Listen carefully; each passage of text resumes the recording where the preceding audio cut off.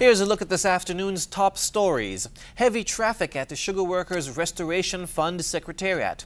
A Guyana policeman is charged for a businessman's death. And California police are under fire for the arrest of a pregnant woman. Good afternoon and welcome to the ZIZ Midday Newscast. Today is Friday, 29th May 2015. I'm Jason Davis.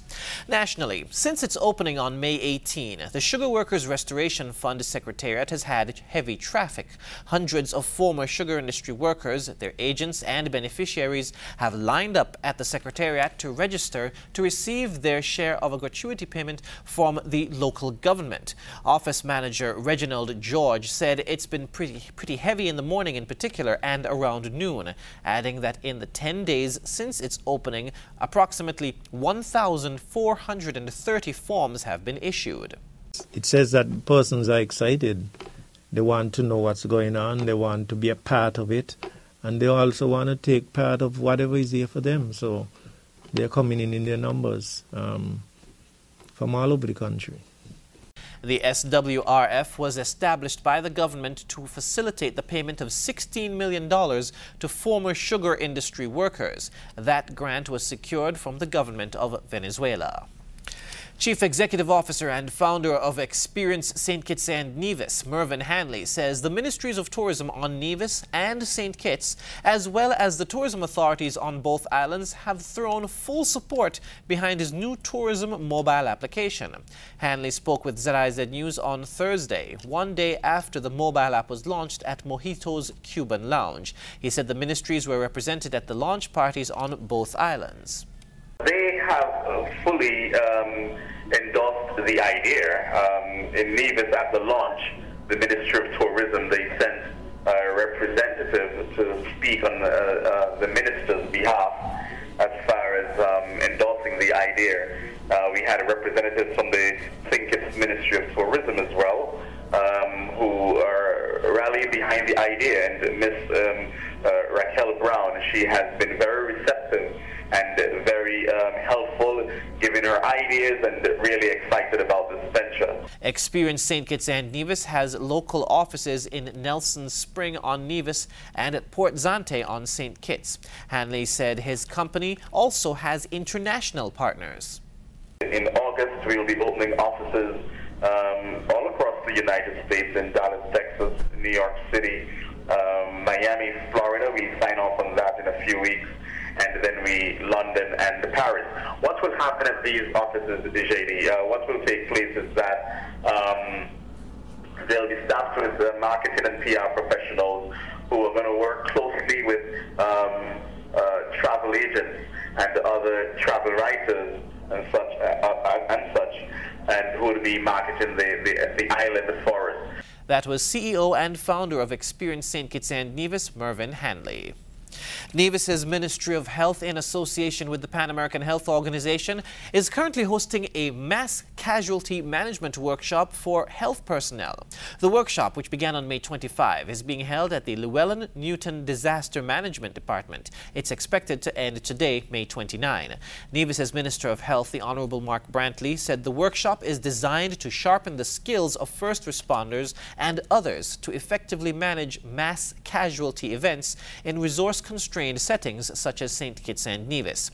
Medical Officer of Health Dr. Judy Nisbet is the workshop's coordinator. She said the Ministry of Health has been partnering with PAHO for a number of years in continuous efforts to strengthen training in the area of mass casualty management. In response, the lead facilitator for the week-long workshop, Peter Burgess of PAHO, said it was a pleasure for the organization to assist in the training exercise. On the regional scene, a Guyana policeman was on Thursday charged with the death of businessman Mohammed Khan, popularly known as MFK. Royston Drakes has the details. Police Sergeant Leon Lindo was today remanded to prison on conspiracy to murder businessman Mohammed MFK Khan.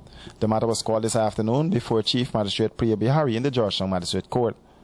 The police report is that between the 8th and 10th of July last year at Ivleri, Lindo, along with 2 other persons, planned the execution of Khan. Khan escaped that execution attempt outside of a mosque on the west coast of Demerara prior to his mysterious disappearance sometime later. One of the co-conspirators, who is currently behind bars, implicated the policeman in the attempted murder of Khan. He made the revelations in the Kaieteur News newspapers after his end of the deal was not kept. He was reportedly promised some $500,000 for the hit.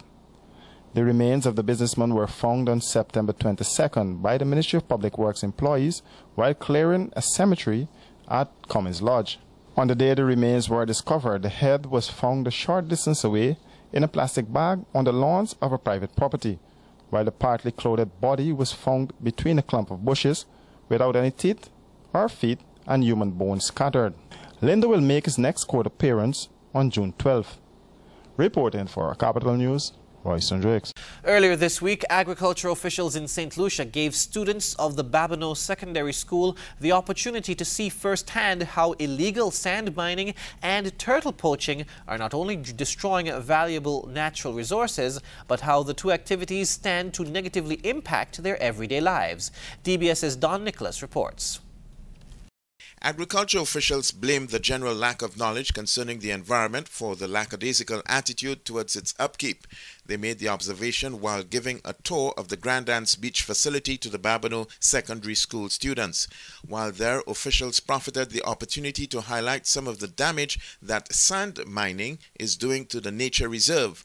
In fact, the toll that it has taken on the beach was very noticeable. Again, because it is so far, it is a lot harder to enforce the law against sand mining, and people come down here on their own and take as much sand as they want. And what we have seen is what was once this immense amount of sand, and I can understand people saying that the sand will never finish, but we're at the point where it has finished. Where we are standing now used to be these giant dunes of sand, very high, over 6 feet tall, and now they are down to very low, and you can actually see the effects of sand mining on this beach. Another distressing issue was the illegal slaughtering of leatherback turtles. Officials deem St. Lucia rather fortunate to be one of the few Caribbean islands where the species comes to nest. Such tours as the one which the Babonneau Secondary School students embarked on, from the viewpoint of agricultural officials, can be effective in sensitizing youngsters of their roles in preserving and protecting the environment. I believe that having tours such as this, having students come down here and experience this for themselves. This is an experience you can't describe to anybody. Being on this beach, seeing turtle nests, we saw several nests while walking. I was hoping we would see a turtle, but we didn't.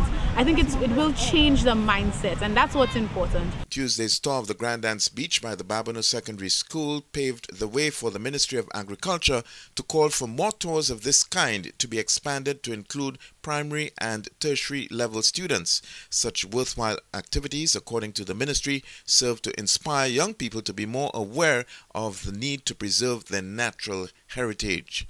For the DBS News World, I am Don Nicholas. Internationally, the American Civil Liberties Union is blasting the California police for the arrest of a pregnant woman. The ACLU says the arrest was racially motivated. Police body cam video captures the moment officers forced the woman, who is 8 months pregnant, to the ground. What are you doing? Ma'am, how did dropping off children at school suddenly escalate to this? Okay. Police body cam video captures the entire incident. What's going on, ma'am? The first contact the Barstow police officer has is with this blonde woman who says she called the police to the school. She gets out of her car, comes over here, punches my window. No damage to the woman's car. The Barstow police officer then clearly says this.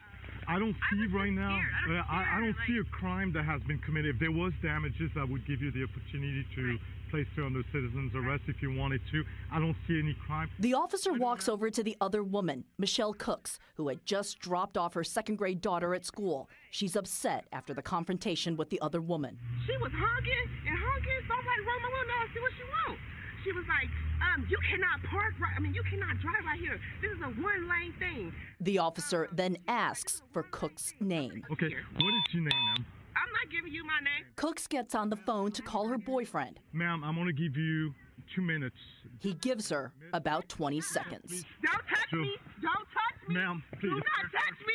Do not. I'm pregnant. Do not touch me. Cooks is 8 months pregnant and never stops screaming. What you doing? Stop! Let my arm go! She is arrested. In your opinion, how did the officers treat you? Like an animal, like a monster. This is Michelle Cooks today. Cooks says police charged her with resisting arrest, but a judge dismissed the charges. She gave birth to her daughter, Olive, 2 months after the arrest. She was healthy at birth. Her mother, though, remains traumatized. You just looked at me and said, oh, she must be this way, and I'm not that way. You make me feel that I'm a way that I'm not. And I work so hard to provide for my family. Sources say FIFA President Sepp Blatter is expected to win today's election in Zurich, Switzerland. With FIFA's reputation in tatters, Reuters reports that Blatter arrived at the organization's Congress in Zurich this morning with his future as president in the hands of FIFA's voting members. Here's more. With FIFA's reputation in tatters, Sepp Blatter arrived at the organization's Congress in Zurich this morning, his future as president in the hands of FIFA's voting members. He's expected to win a 5th term against challenger Jordanian Prince Ali bin Al Hussein, despite growing calls for him to step down. The vote comes amid FIFA's biggest crisis yet, with U.S. authorities charging top FIFA figures and sports executives with corruption. 14 individuals have been charged with racketeering, wire fraud, and money laundering conspiracies that date back 2 decades. It's alleged they accepted bribes worth more than $150 million. Switzerland says it's also investigating the bidding process for the 2018 World Cup in Russia and the 2022 event in Qatar. Blatter has sought to distance himself from the scandal and is urging greater transparency in world soccer. While he hasn't been charged, it's up to FIFA voters to decide if he's still up to the job. Turning to the weather, today will be mostly cloudy with a slight chance of a brief passing shower. Tonight will be partly cloudy to cloudy with widely scattered showers. A weak tropical wave will move over the windwards, Barbados and Trinidad and Tobago today, and by tonight the increase in low-level moisture associated with the northern end of that wave will result in brief showers over the leewards. And the weather brings us to the end of the ZIZ Midday newscast. Join us this evening for these stories and more in detail. Thank you for watching. I'm Jason Davis. Good day.